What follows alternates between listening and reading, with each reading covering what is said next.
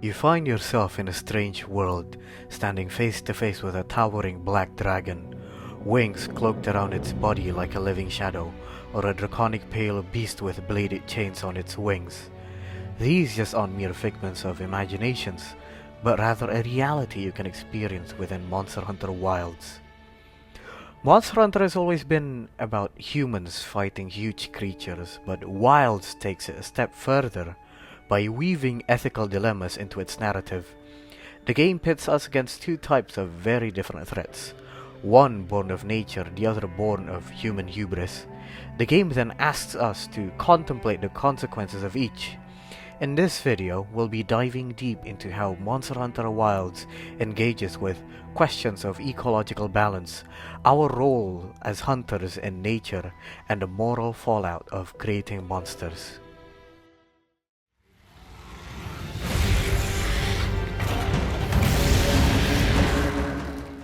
Starting off with Gore Magala. Gore returns in Wilds with not just a challenging fight but also a case study in natural danger. It isn't evil, but rather a natural creature doing what it must to survive. Gore Magalas are born blind, they don't have eyes, so they must scatter their ebony scales through the air to see its surroundings. Unfortunately, these scales carry the Frenzy virus, where they infect other creatures and driving them mad, driving them frenzied. In this world, Gore Magala is essentially a catalyst for chaos, where other monsters become violent, frenzied versions of themselves in its presence.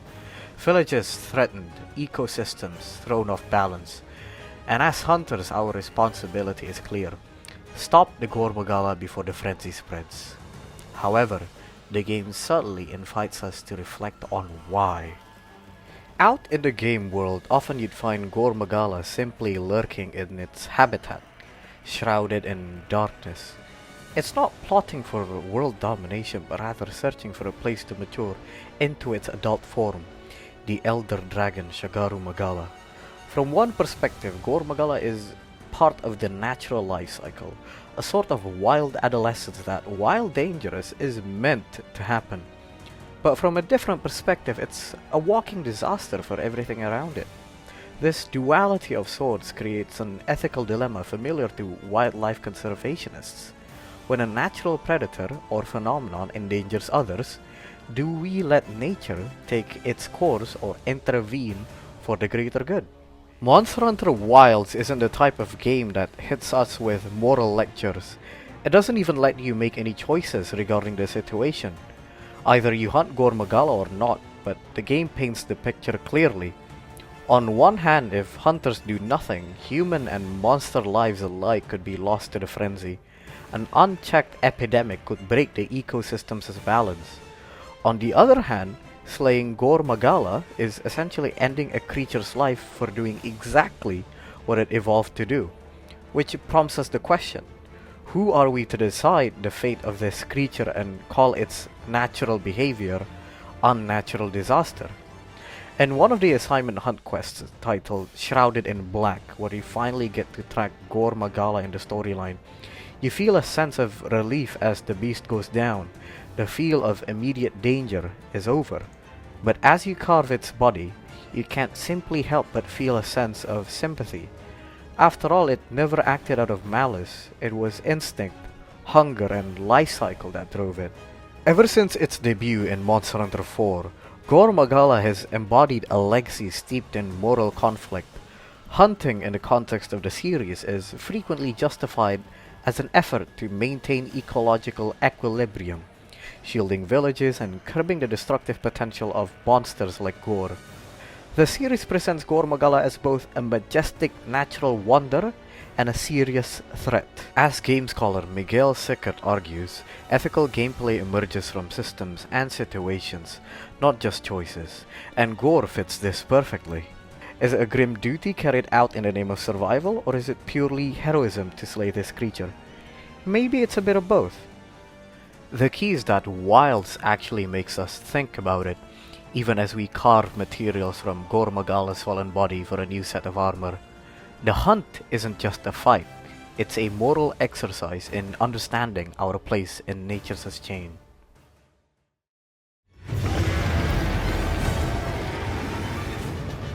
While Gore Magala embodies the raw, unbridled rage of nature, Arkfeld represents something else entirely different. It's artificial, calculated, and infinitely more disturbing. 人が作り出した生命、それがガーディアンだ。今もこの眉で生き続けている。俺の祖がガーディアンを生み出した。祖はガーディアンにいくつかの特異性を設けた。一つ目は食べないこと。奴らは竜とのエネルギーを唯一の糧にしていてね。二つ目は寿命が存在しないこと。故に繁殖の力がない。つまり自然死しないと。流入からエネルギーを取り続ける限りは竜とが滅んで以来ガーディアンは眠り続けていたが近年なぜか目覚めつつあるんだ。ここには豊富な流入がある。奴らが離れる理由などないはずなのに。アルシュベルドは外の世界に行った。ガーディアンは元になったモンスターの性質が助長されている。奴には特殊なモンスターが選ばれているようでね。それが絶滅種だったのですね。その影響もあるのだろうか。奴は何かが違った。さまよい里を襲い外に飛び出した。それでも私たちはガーディアンを見守る以外できない。使命を果たし続けるより他は。 The Guardians aren't just monsters. They are remnants of a civilization that tried to outlast nature. Bioengineered to be immortal and self-sustaining, Arkfeld is the clearest example. An extinct species resurrected and reforged into a weapon. Its power is terrifying, but what truly unsettles it is the intent behind it. The ancients did not coexist with nature. They tried to overwrite it. Arkfeld is one of the legacies of that era, and it comes back to haunt the modern day. When we finally confront Guardian Arkfeld, the fight isn't just physically intense, it's morally loaded as well. Here's a creature that shouldn't exist anymore, a product of hubris, not nature. It consumes energy, destabilizes ecosystems, and forces us to act. Game scholar Ian Bogost calls this procedural rhetoric, how gameplay systems make arguments, and Arkfeld embodies that. However, there's a lingering discomfort to the whole encounter. Unlike Gore Magala, which was dangerous because of its natural behavior, Arkfeld is dangerous because it was engineered that way. The fault doesn't lie within nature, but the people who created this monster. In a sense, as you strike Arkfeld down, you're cleaning up someone's mess, dealing with the fallout of a moral transgression from a long time ago. This theme reaches its peak with Zoshia, one of the dramatic and lore-rich boss encounters in Monster Hunter history. Zoshia is essentially the Ancients' ultimate creation, a monster specifically built as a secret weapon to defend their empire against an unspecified threat. When we face Zoshia in the first half of Wilds' story, it's a moment loaded with narrative significance. It drives home the moral values in a visual way that's hard to forget. Zoshia first appears before us as an artificial angel dragon, a serene, almost celestial white dragon encased in a glossy shell of crystallized wyvern milk.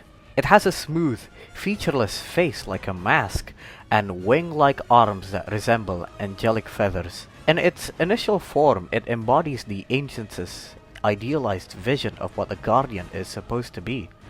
Pure, controlled power, something beautiful, crafted to protect their civilization. But as the battle rages on, cracks begin to appear. Literally. The white crystal shell starts shattering under our attacks, and what emerges inside is horrifying. Zoshia mutates mid-fight into a coal-black abomination. Its jaws elongate into a fanged maw. Twisted horns sprout like thorns across its face and limbs, and its once graceful wings become tattered black sails of destruction. The angel has revealed its inner demon. It unleashes catastrophic attacks drawn from the powers of the most fearsome elder dragons. This is the moment the ancients feared, their ultimate creation, their magnum opus, showing its true uncontrollable nature. From a narrative standpoint, Zoshia's transformation is a clear metaphor for good intentions gone wrong.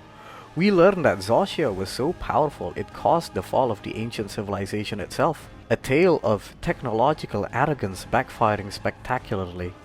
Now their descendants are left with picking up the remaining pieces and force themselves to seal this raging monster away in a shrine for millennia. By the time our hunter comes along, Zoshia is essentially a ticking time bomb of ancient sin, feeding on endless energy and threatening to break loose. It's a living example of how the pursuit of ultimate power can literally create our worst nightmares. After slaying Zoshia, it feels like more than just finishing a story. It feels like you're setting things right, things that were wrong for ages. As us hunters, we're not saving the world from a super monster, we're symbolically putting an end to the ancients' hubris. It's a bittersweet triumph. Like Arkfeld, Zoshia didn't ask to be created. They were just mere victims of human arrogance. Monster Hunter Wilds doesn't just offer epic hunts, it also challenges us to reflect. Gore Magala raises questions about intervening in nature, while Arkfeld and Zoshia embody the dangers of human hubris. These creatures aren't villains, but rather their consequences. Yet life endures as even Arkfeld finds a way to reproduce asexually. In the end, Wilds reminds us that balance requires not control, but humility.